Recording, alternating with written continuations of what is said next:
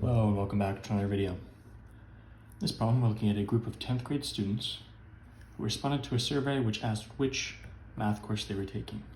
And it's broken down by gender and by the course they were taking.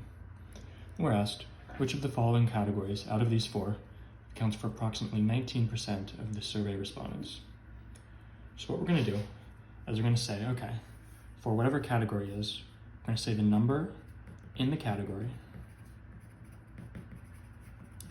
divided by the total is going to need to be approximately 19%. So when we divide this number by this number, it should come out to about 0.19, since that's 19%.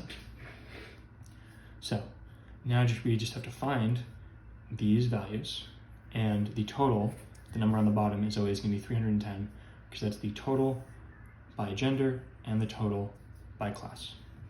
So females taking geometry, we start in the female row, which is this row, we cross it with the geometry, which is this, and female to geometry leads us to 53.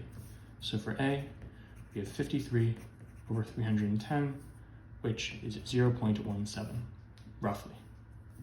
For B, females taking Algebra II, similar thing, start with female and go until you hit Algebra II, and you land on 62. 62 over 310 is 0.2. C, males taking geometry, so go down to the male route, then go over until you hit geometry, and you get 59.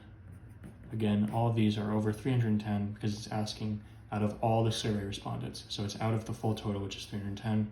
And this you get is very close to 0.19. And then just to check the last one, males taking Algebra I, male Algebra I lands you at 44. You get 44 over 310, which is 0.14. So out of all of these, the closest one by far is C.